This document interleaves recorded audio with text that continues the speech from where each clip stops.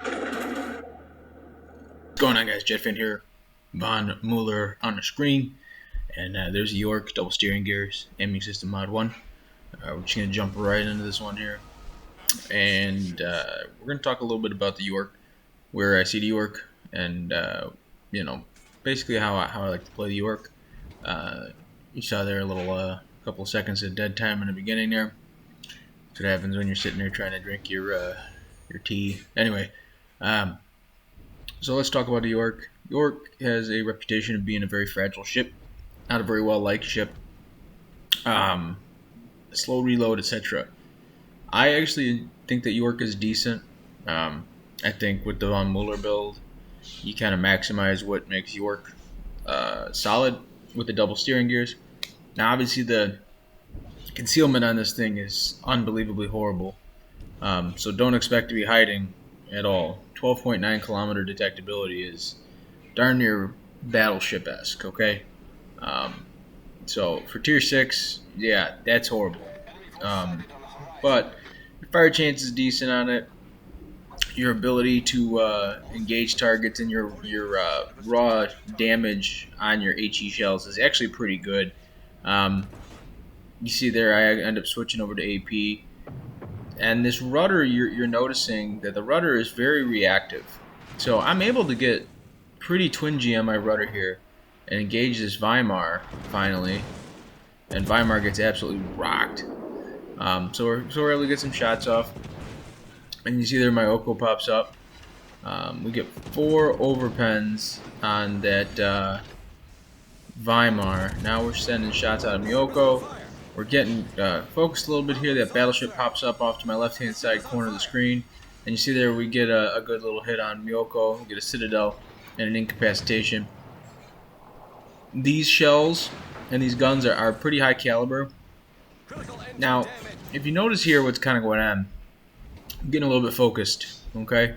So at that point, it's you got to play it smart. Your tier 6, you don't have the tier 7 advantage of a heal. But you have the disadvantage of fighting tier 7 battleships, fighting tier 7 cruisers, etc. So you have to know in tier 6 cruisers when it's time to break away and when it's time to kind of just write up an engagement as a loss. And when write up an engagement is, hey, you know what, this isn't going to work out for us. We're kind of screwed here. We're just going to pull back. We're going to basically live to fight another day. That is very important in this game to know when it's that time. And when you don't know that, basically, when you don't have that ability to know that feel, you don't have that sense of, hey, you know what, it's a little too hot here. This engagement is not one that I'm going to be able to come out ahead of. I need to disengage, I need to reassess, and I need to keep my ship in the fight and try to live the fight another day. When you have that mindset, then you kind of have that awareness level of, hey, you know what, this is a losing situation. This is a situation I'm going to have to kite away from, or I'm going to have to try to disengage here, reposition, and then re-engage. You can put yourself in a pretty good spot. You saw there I was thinking about going around that far side of the island, but you see I end up cutting it back and turning it in. Playing outside of the A-cap on the far flank is just it's going to put you so far away from the rest of the engagement further on. Even if you were to be successful in that engagement, you'd have such a long sail ahead of you to get into the B-cap, get into any sort of an engagement. So you see there I turned back in toward the A-cap. We haven't captured the A-cap. We're down 2 caps to none. Yes, we are flipping the C-cap right now, but that's an active engagement right now over the C-cap. So that's up in the air.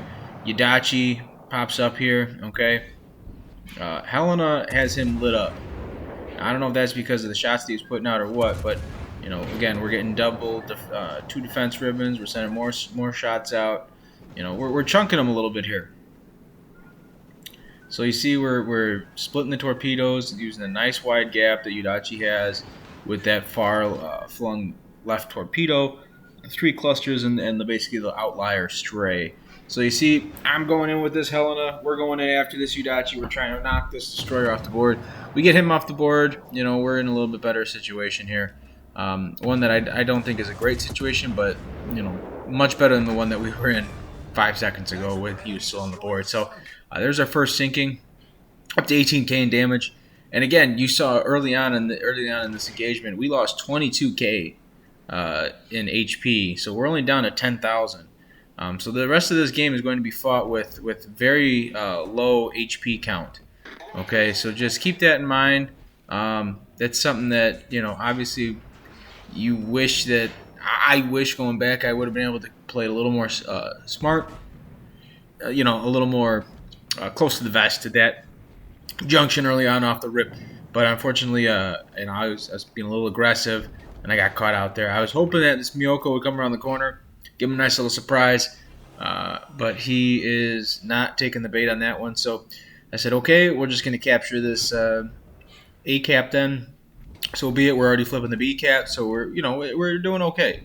So there you see, we get the assist capture with that Helena. I'm assuming getting the main cap, and so now we have only a 2 ship or a 2 cap to 1 disadvantage as opposed to a 2 cap to none. So I'm kind of debating what I want to do here. Iowa sailing. There's another battleship that's 13-ish kilometers away. You take the shot at Iowa there with the AP. Now that's with AP because I'm not just going to switch the chambers up and waste the shells that are already there. So we'll see if those hit. They do. It's about 2k in damage. So now we have, as soon as we empty those chambers, we go back to HE.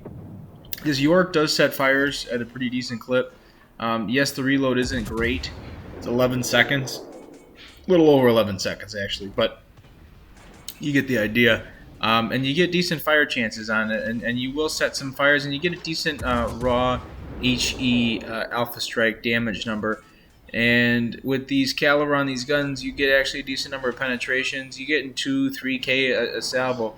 Yes, it is not on the same par or caliber as Azuma with the raw damage, but you reload much faster than Azuma. You basically have double the reload almost. So, there's that difference. But again, this is that same style, that kind of HE build with the slower reload, not the most tanky ship. Basically what I'm getting at is a difficult ship to play. Yes, that's my style. That's my choice of ship. And I think that when you have a good game, I've talked about this on the channel before. When you have a good game in a ship like the Yorck versus a good game in a ship like Cleveland, they just have a different feel at the end of those games. One feels like you've accomplished something, and the other one feels like you've kind of just, whatever. So you see there, we end up burning that guy down to the ground, and he goes down. We're 65,000 damage, 4 fires. We're getting some good burn damage here. We're just engaging. We're trying to stay active. We're trying to stay involved here. And Richelieu pops up there. We're taking a shot at Richelieu, and I think he's not playing. But here's the thing on that. Okay, yes, you don't have to engage those guys who aren't playing, but the last thing I want to do is be in an engagement with somebody else and he hops back into the game and now he's got my flat broadside. So we're just trying to get a fire on him. That's all I'm trying to do. I'm just trying to get a fire. I want to burn him down. I want to get rid of him off the board. If he lagged out or he's not playing, so be it. But we're trying to win a game, and I can't sit here and take the chance of him having flat broadside late in the game or something like that, and ripping me off the board or something like that because I didn't want to take advantage of somebody who lagged out. Yeah, I understand that it's a game or whatever, but I'm trying to have a good game myself here. So that's my thoughts on that. I mean, it is what it is. Everybody's lagged out before. Everybody's had that issue. So that's just, again, my opinion on it. So I wanted to get the fire on him. I wanted to burn him down. I wanted to try to do what I could to Richelieu. And I see there, every about 11 seconds here, we're getting decent chunks on this guy. We're up to 94,000 damage. Team's in a decent position. We're still down with points, but we're up with ship count. So as long as we can hold this a little bit longer, we're going to be in a decent enough spot to where we can then push into the B cap and really put the screws to these guys here, not just with a ship advantage, but with a cap advantage as well. So you see, again, we're just getting these fires. No disrespect to this Richelieu player. If you had to run or whatever, I get it. Or if you lagged out, again, I get it. But I'm a fragile cruiser here, and you're in a Richelieu, and I can't leave the chance of keeping you alive in the game, and you being able to do some damage to me. So Georgia and me teamed up there, and we ended up knocking him out the game. So you see here, I'm going to sail into the B cap. My plan here is to just flip the V cap, get some good XP, and basically guarantee a win, because no matter what happens here, yes, we have a big ship advantage, but I'm a one-shot, okay? Some of these other guys are one-shots. This specific situation that, we're in here, this is a game that you will not lose, okay? I understand that. I agree with that. But at the same time, it's good practice to always say, hey, let's get on the caps, let's contest the caps, let's get into that habit, because there are going to be games where if you are playing, you're just, hey, let's just go for the kill, let's go after him, we're up by a ship, we're up by 2 ships, we're just going to go in for the hunt.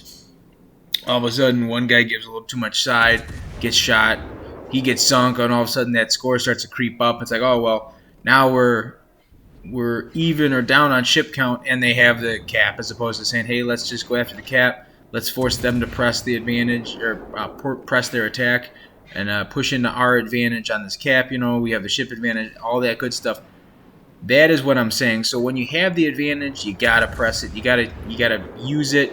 So you see there, we have the advantage, obviously, on this B cap. We're going to take the B cap.